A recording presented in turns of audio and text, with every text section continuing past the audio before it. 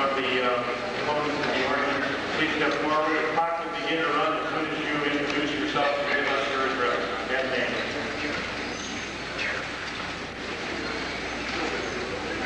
My name is Albert Earl Barker. My name is Albert Earl Barker. I live in Skokie at 8232 Kilbourne. I would like to address myself to a number of points brought up by a number of the speakers on the anti-ordinance side. Among the pieces of literature distributed over the past few weeks, and one quoted tonight, was the Second Amendment Bill of Rights. The Second Amendment in toto reads, a well-regulated militia being necessary to the security of a free state, the right of people to keep and bear arms shall not be infringed, end of quote. 4 times, long before the Evanston, Chicago, Morton Grove ordinances, the U.S. Supreme Court has ruled on various aspects of this question. In 1876, the United States versus Cruikshank. In 1886, Preston versus Illinois.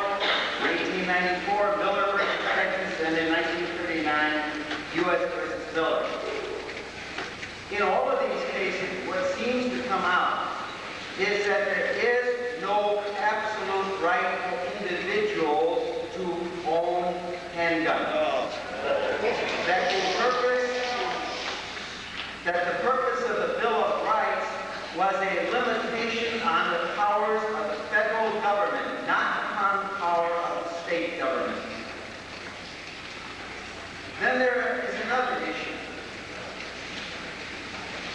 We have heard, and unfortunately to a certain extent it is true, that in our society, rates of crime seem to be very high in the past few years and increasing faster than the population would indicate.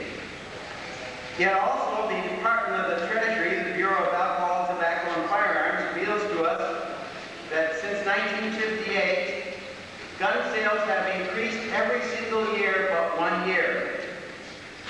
And that the production of handguns in the United States has increased every single year but 1 year. Thank you very much.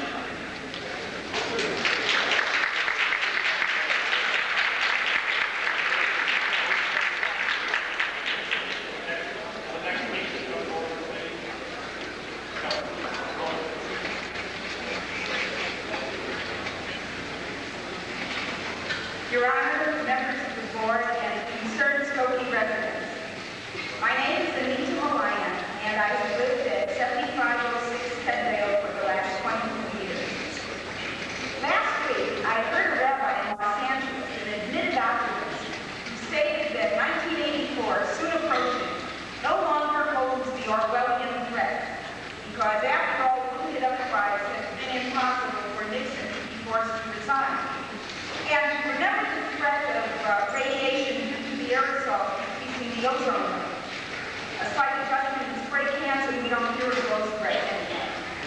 And he proceeded to talk about people who worried about possible catastrophes under conditions that cause them concern. Unfortunately, he neglected to acknowledge that not for alert minorities who are concerned about possible consequences, the changes that eased our attention would not have been made. In the same short-sighted way, the Skokie Freedom Committee has asked how many handgun crimes have so far been committed in Skokie. And I ask in return, do those figures really matter? Do we need a disaster before something is done?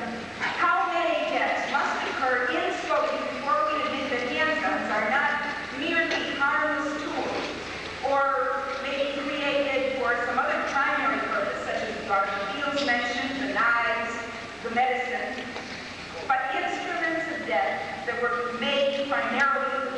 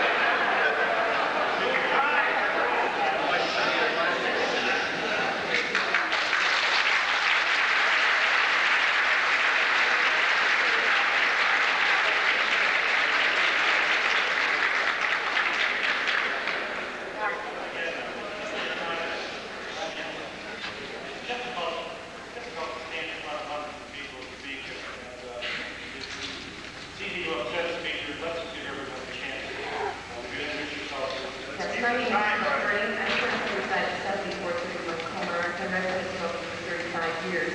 I am a registered nurse, and I currently am after hearing for gunshot victims.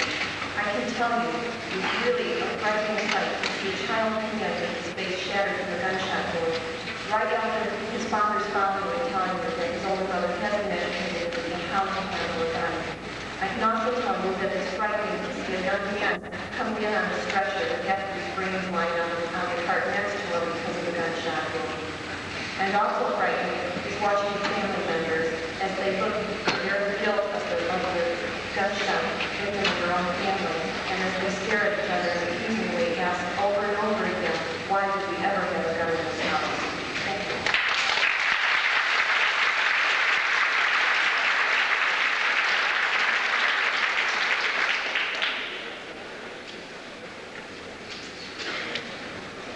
My name is Jean S. Scott. I live at 7431 Coleman in Skokie. I live in my home and my house. You pull the microphone a little closer to your mouth, so you speak right into the middle. This way? Yeah. I don't have much to say except that I'm a nurse for World War II. And I speak for the patients that I've had that have mutilated that came back. And I was in the Army 44, 45 when they were bringing them back. Every boy I took care of has told me, and I'm speaking for the boys that are still living in the VA hospital, what it feels like to have a gun when you're shot, and what it feels like to have a gun go through the bullet. So I'm against all guns because I have seen and I know the damage. Thank you.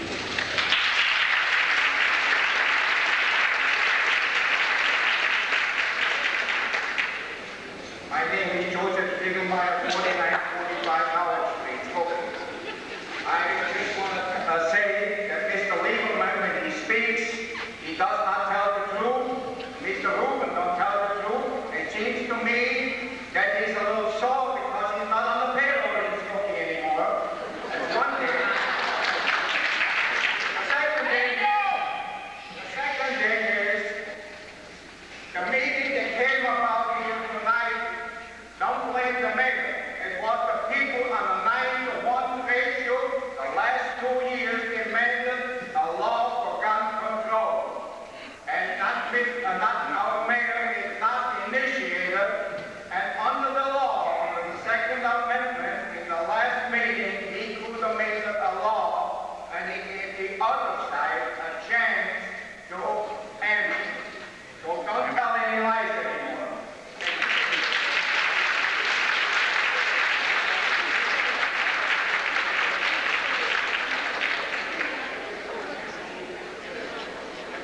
My name is Florence Ute, and I live at 8001 Blackwood. I would like to take issue with Mr. Luke about some things he said this evening. Number one, the 4-year-old boy who drive outside the synagogue in Rome was killed by a machine gun. I was in Rome in May and saw the holes made by the machine gun into the pillars outside the synagogue.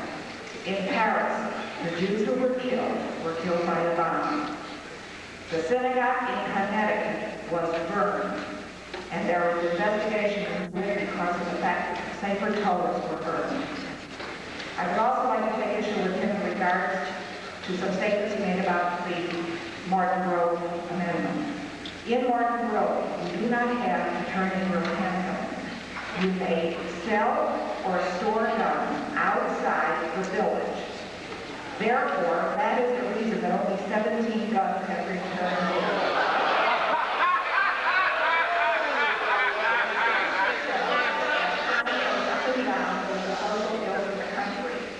Why did you not announce the Martin Road crime statistics for last year? They are down approximately 24% in every category. I would like to conclude, gentlemen, with a personal incident that happened to me last December the 10th. I lost 2 people who were very close to me through a handgun incident in a suburb of St. Louis, Missouri.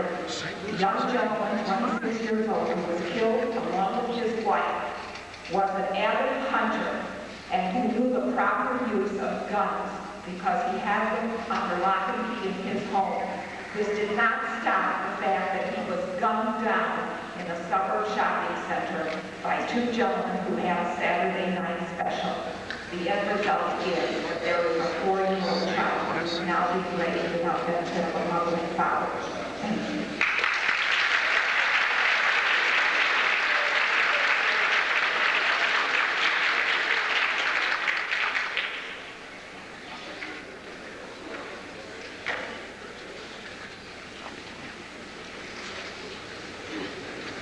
My name is Victor Arnoldi. I reside at 3814 Roman, Skokie. I resided there since 1957. I'm in a bit of a quandary, but I must admit to being a little bit of a subterfuge. I took 2 tickets